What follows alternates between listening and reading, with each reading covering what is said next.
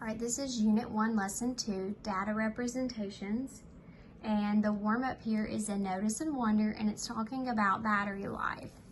So it says the dot plot, histogram, and box plot summarize the hours of battery life for 26 cell phones constantly streaming video. What do you notice and what do you wonder? So you're looking at a dot plot, a histogram, and a box plot. So all of these are showing the same type of data. And so some people may notice is the box plot looks like it has a vertical line of symmetry. So looking at this box plot, it looks like it's even from here to here, here to here, and then here's this vertical line of symmetry. If we cut it down the middle and fold it over, the left side is going to be right on top of the right. So it looks like it has a vertical line of symmetry there.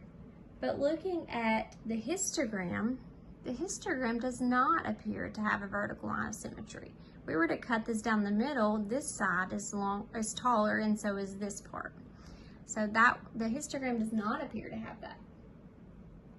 So looking at something else they may notice is 5.5 hours appears to be the most common battery life. It has the most dots in the dot plot. 2.5 hours is not very long for a cell phone to last. If we had a cell phone that only lasted 2.5 hours, it's not going to be a cell phone that people are going to want to buy. Things you could wonder, things some of you may wonder is the 3 hours of battery life included in the second bar? Or is it included in the first bar? So here is 3. Does it go with this or does it go with this? So just things you could wonder. Why does the histogram have intervals of 1 instead of 2?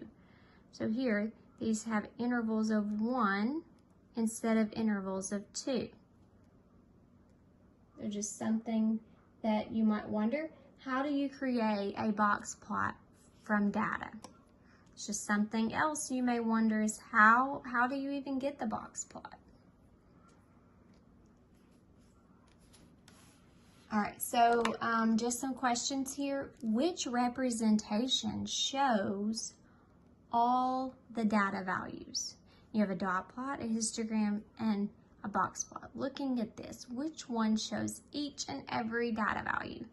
Well, it would be the dot plot because you have each data value plotted here.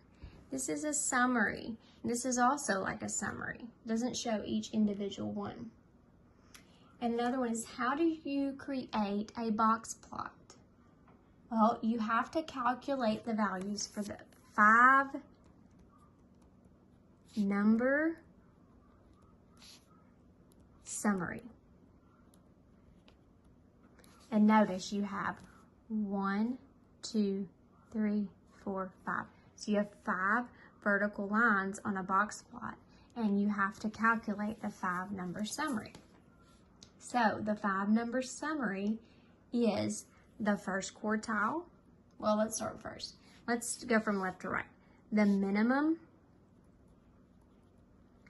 so that's the smallest value.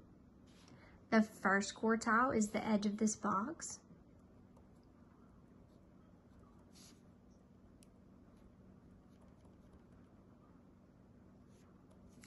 The median is the middle of that box. The third quartile is this right edge of the box.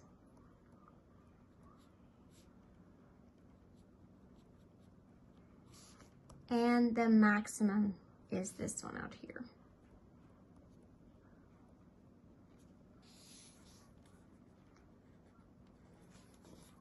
So that is our 5-number summary.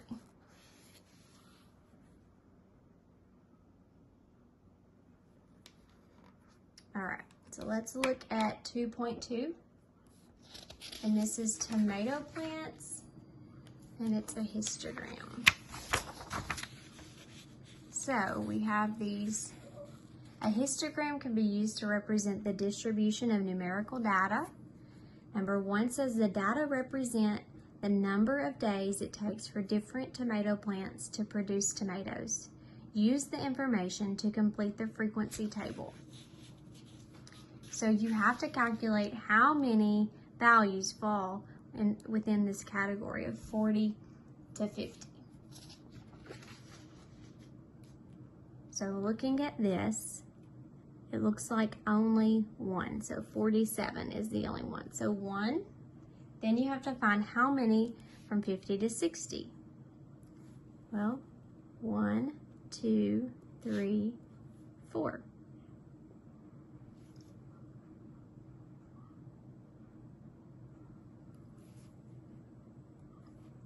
How many from 60 to 70? You have 1, 2, 3, 4, 5, 6, 7, 8, 9. How many from 70 to 80? 1, 2, 3, 4, 5, 6, 7, 8, 9. How many from 80 to 90? 1, 2, 3, 4, 5, 6. And how many from 90 to 100 is 1. And then number 2 says use the set of axes and the information in your table to create a histogram. So looking from 30 to 40, we didn't have any. But from 40 to 50, we have 1. So we would take our bar up to 1.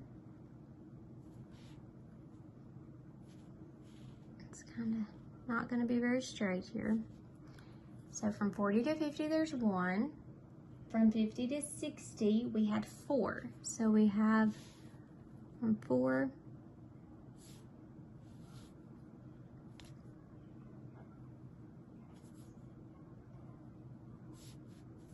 I think that looks like maybe it needs to go a little higher. From 60 to 70, we have 9. So we go from 60 to 70. It looks like 9's about right here.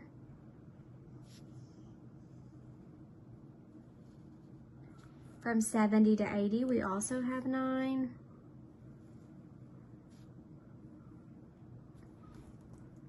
From 80 to 90, we have 6.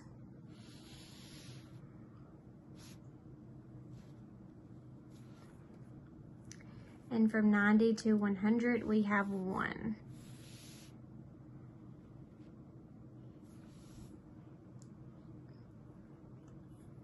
All right, so that is how you create the histogram there.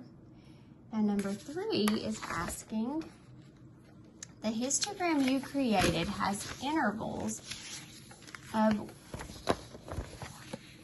width 10, like 40 to 50 and 50 to 60. Use the set of axes and data to create another histogram with an interval of width 5. How does this histogram differ from the other one? Well, you've got to go back and look from how many do you have from 40 to 45? Well, looking at our numbers, we didn't have any, but from 45 to 50, we had that one because it was 47. So from 45 to 50, we had 1. Now you have to see from 50 to 55. So it looks like we have 2.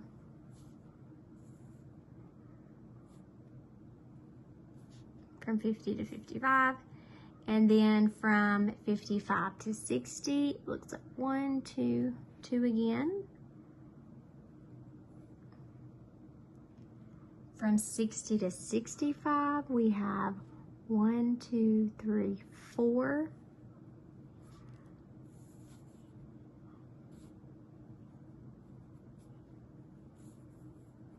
From 65 to 70, we have 1, 2, 3, 4, 5.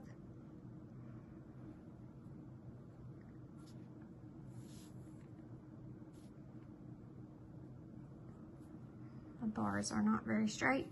From 70 to 75, we have 1, 2, 3. From 75 to 80, we have 1, 2, 3, 4, 5, 6. Looks like.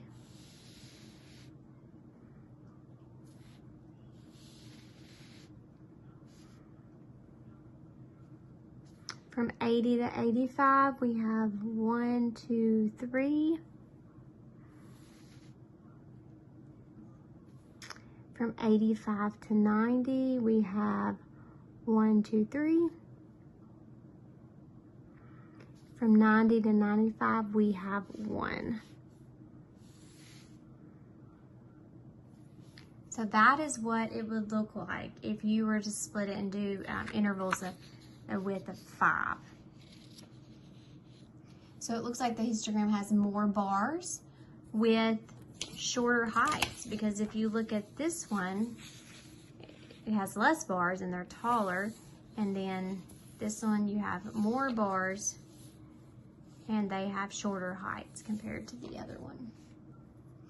And it shows a little more detail of the distribution shape than the histogram with larger intervals. So when you shrink it down and do smaller intervals, you can see more of the details of the data.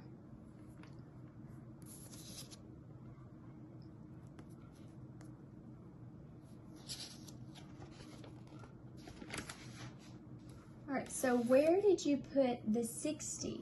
Did it go in the 50 to 60 interval, or did it go in the 60 to 70? Well, when we counted this, we put it in the 60 to 70. We use the convention of including the 60 in the 60 to 70 interval. The interval 60 to 7 means all the values greater than or equal to 60, but less than 70. So the interval 50 to 60 means all values greater than or equal to 50, but less than 60. What information is easily seen in the histogram? So what information can we easily see in a histogram? Well, you can look at the shape of the distribution. You can see also estimates for the measure of center and the measure of variability. So you can see how, about where the measure of center is. You can also see about how spread out is the data. According to each histogram, what appears to be the typical number of days it takes a tomato plant to produce tomatoes. So using the first histogram, it appears that the typical number of days is somewhere between 60 and 80, because you can see these are the tallest bars here in the histogram. Looking at the second histogram, it looks like it appears that the typical number of days could be between 75 and 80. It is the tallest bar. So that's where it appears to be the typical number of days. What information is not seen in the histogram? So what can you not see in histogram, but you can see in other forms of data distributions or other forms, other graphs? Well, we can't see the actual values like we could in a dot plot. We can see how many are in this interval, how many are in this interval, but we don't see the individual data values. We only know the number of values in this interval, but not the individual values themselves.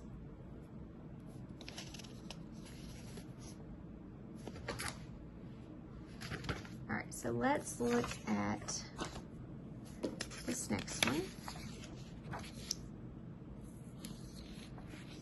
So this activity is optional, but it is very good to do if you are needing to know how to do a box plot. So for, let's see, a box plot can also be used to represent the distribution of numerical data. Number 1 says, using the same data as the previous activity for tomato plants, find the median and add it to the table. What does the median represent for these data? So looking at this, we need to find the median. So in order to find the median, you have to have the numbers in order from least to greatest, and then you have to find which one is in the middle. So looking, I've got 1, 2, 3, 4, 5, and then I'll go here. 1, 2, 3, 4, 5. 2, 3, 4, 5. And so you're just marking out 3, 4, 5. 1, 2, 3, 4. 1, 2, 3, 4.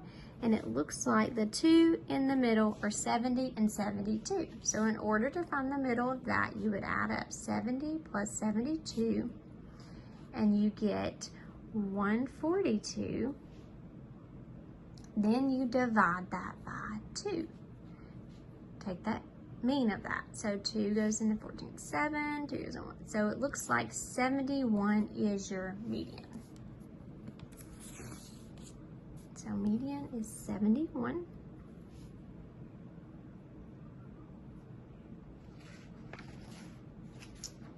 And it says, what does the median represent for these data?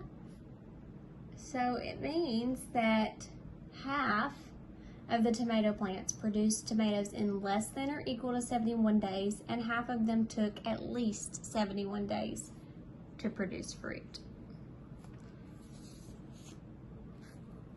So half of the plants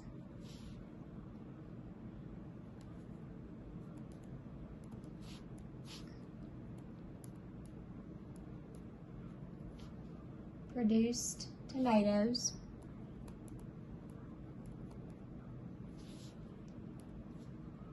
in less than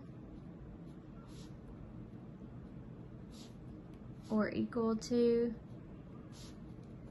71 days, and the other half of them took at least 71 days.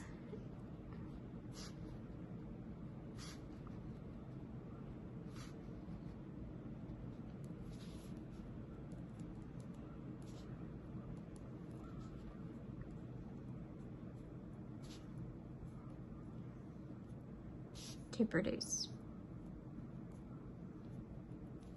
All right, number 2, find the median of the least 15 values to split the data into first and second quarters.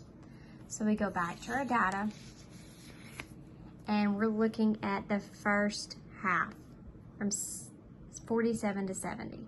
So we're gonna split 1, 2, 3, 4, 5, 1, 2, 3, 4, 5, 1, 2, 1, 2, and it looks like that is 62 days. So the median of the first half of the data gives us that Q1, 62 days. And it's asking, this value is called the first quartile. Add this value to the table. What does this value mean in this situation? Well, this is telling you about 1/4 of the tomato plants took 62 days or less to produce tomatoes. And then about 75% of the tomato plants took 62 days or more. So about 1/4 of the plants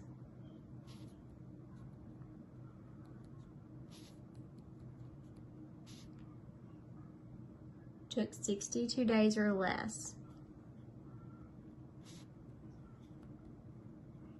to produce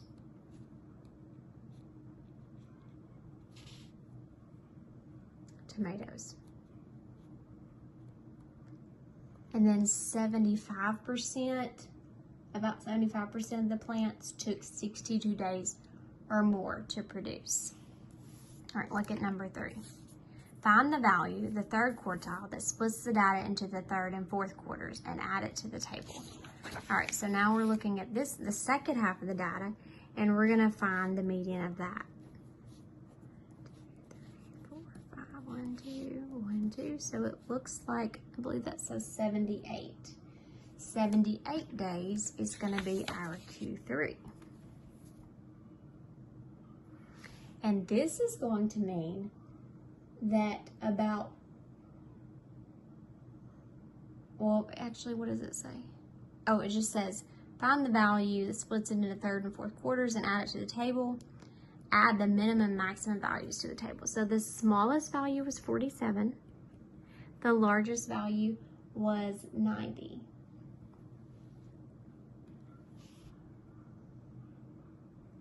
Now it says use the 5-number summary to create a box plot that represents the number of days it takes for these tomato plants to produce the tomatoes. So we said the minimum is like the whisker. It's out here, so it's going to be our first little vertical line. The Q1 is the first edge of the box, so it's going to be another vertical line here. The median is another vertical line.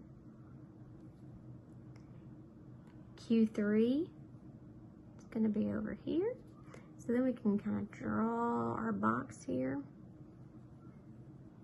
We have our median, our Q. And then our last one is the maximum, which is 90. So then we can connect the whiskers, as they call it. And there you have a box plot. So what information is easily seen in the box plot? What's that 5-number summary? We can see the minimum and maximum. We can see quartile 1, quartile 3, and we can see the median. That 5-number summary is what you can see easily in the box plot. You can also figure out the interquartile range and the range. So the range, you take your maximum minus your minimum. That gives us the range. Where the interquartile range is your maximum quartile minus your minimum quartile. So it's similar to the range, only it's the range of the quartiles. Interquartile range, it's Q3 minus Q1, and we call that IQR for short, or interquartile range. According to the box plot, what is the typical number of days it takes a tomato plant to produce fruit? Well, you're looking at the median. The median is 71. That is the typical number of days it takes these tomato plants to produce fruit. All right, so what are the strengths of each of the representations? So we have a dot plot, histogram, and box plot. A dot plot lets you see individual data, all of the data plotted. The histogram summarizes the data into intervals that make for fewer columns. So it's a summary. And then the box plot displays the 5-number summary graphically. So the box plot is also a summary, and it shows you a little bit different of what the histogram does. So they both summarize the data, but they do it in different ways. What are the weaknesses of each of the representations? Well, a dot plot has many columns of dots that can make it difficult to determine patterns graphically. You have all those little bitty dots. Both the histogram and the box plot do not display each individual value in the data set, which means that the mean cannot be calculated directly from either representation. So just looking at the box plot and the histogram, you can't calculate the mean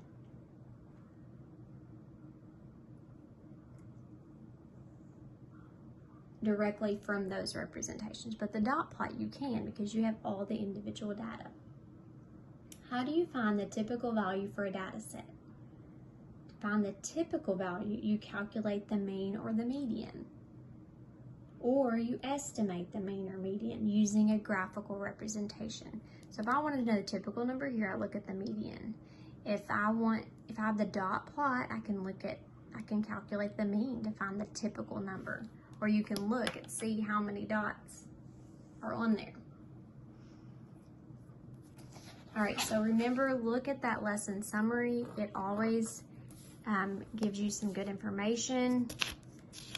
It highlights the lesson. So looking at this, it talks about a dot plot in it, in this lesson summary. Shows you a dot plot. And then it talks about a histogram. It tells you what you can see in a dot plot. You can see the shape and distribution of the data. You can see the individual data. And then a histogram is another representation. It shows the shape and distribution of the same data. And then it gives you an example of a histogram. And then it also gives you a box plot and tells you what you need for the box plot. So this is a very good lesson summary for this. Very informative.